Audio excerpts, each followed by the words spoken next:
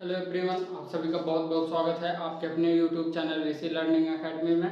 दोस्तों, हमने अपने पिछले क्लास में सीखा था मॉडल ऑक्सिलरी वर्ब के बारे में। आज हम सीखेंगे वर्ब हैव के बारे में। पिछले क्लास में हमने पढ़ा था वर्ब बी के बारे में, जो मॉडल ऑक्सिलरी वर्ब के अंतर्गत आता है।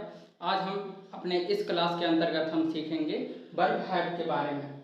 वर्ब हैव क्या होता है, किस प्रकार का होता है, इसका उपयोग कैसे होता है, कहाँ पर इसका उपयोग होता है, आइए जानते हैं सब कुछ विस्तृत रूप में इस क्लास के माध्यम से। बने रहिएगा लास्ट तक। वर्ब हैव होता क्या है?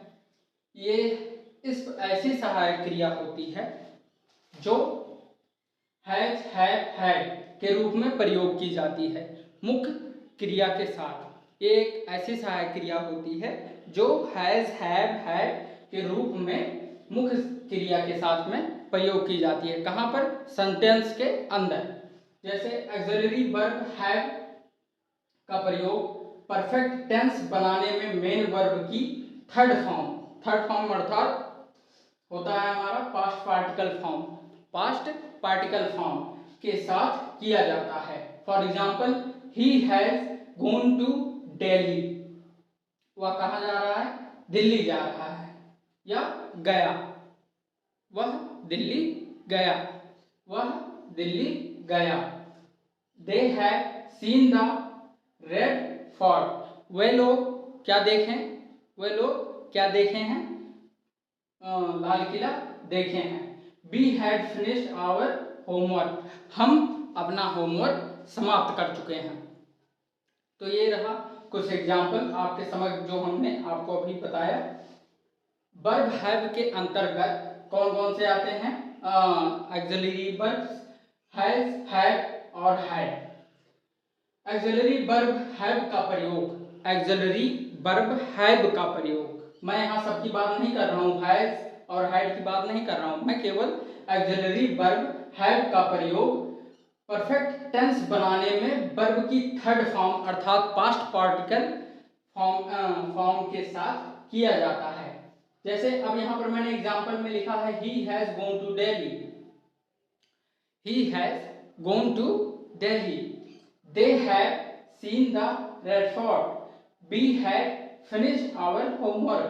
हम अपना गृह कार्य समाप्त कर चुके हैं या समाप्त कर लिए हैं। तो आप कहेंगे कि पास्ट परफेक्ट या फिर परफेक्ट टेंस बनाने में हम किसका? हैव का प्रयोग करते हैं। वर्ब हैव हमने लिखा है हेडिंग, तो इसे भी क्लियर कर लेते हैं। अपने एग्जाम्पल जो लिख कर रखा है, he has gone to Delhi. और आप यहाँ पर देख रहे हैं हैज और हैड लिखा है।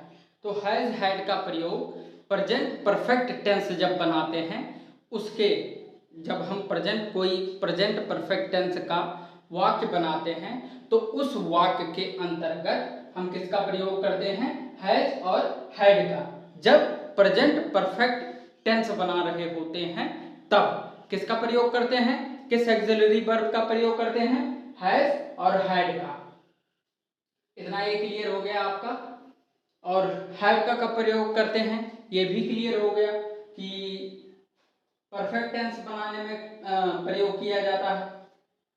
परफेक्ट टेंस बनाने में हैव का प्रयोग किया जाता है।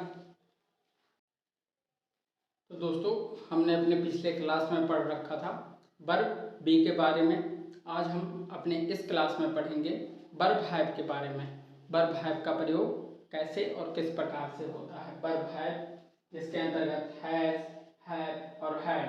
ऑक्सिलरी वर्ब हैव का प्रयोग परफेक्ट टेंस बनाने में मेन वर्ब की थर्ड फॉर्म अर्थात पास्ट पार्टिकल फॉर्म के साथ किया जाता है। जैसे he has gone to Delhi. They have seen the red fort. We had finished our homework. We had finished our homework.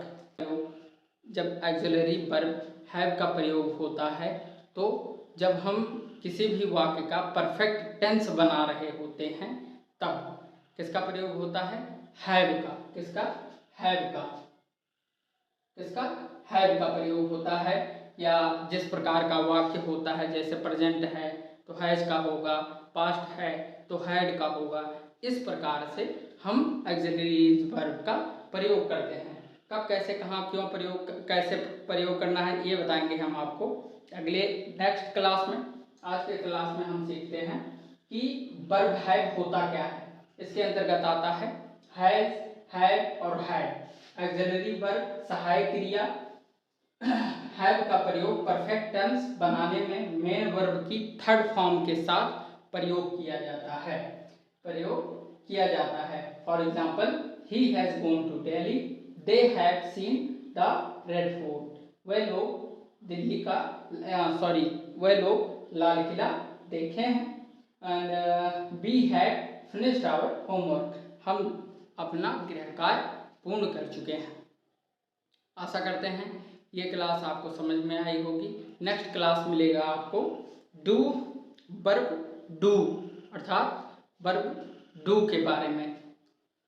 Verb do के अंतर्गत आता है हमारा डू, डज और डिड। इसका प्रयोग कहाँ होगा, किस प्रकार से होगा, हम समझेंगे अपने नेक्स्ट क्लास में। आशा करते हैं ये क्लास आपको अच्छे तरीके से समझ में आई होगी।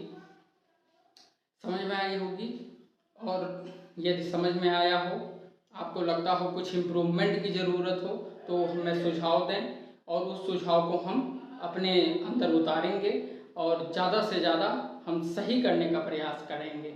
और अब आप सबको 100% समझाने का प्रयास भी कर रहे हैं। आशा करते हैं आप सब समझ भी रहे होंगे। यदि इस क्लास के अंदर आपको किसी भी प्रकार की त्रुटि मिलती है, किसी भी प्रकार की छोटी मोटी गलतियां मिलती हैं तो वो कमेंट सेक्शन में हमें ज़रूर बताएं, जो आने वाले क्लास में आपको ऐसी गलतियां नहीं देखने को मिलेंगी। Thank you. अगर आप चैनल पर नए हैं तो चैनल को सब्सक्राइब करें और वीडियो को लाइक करें।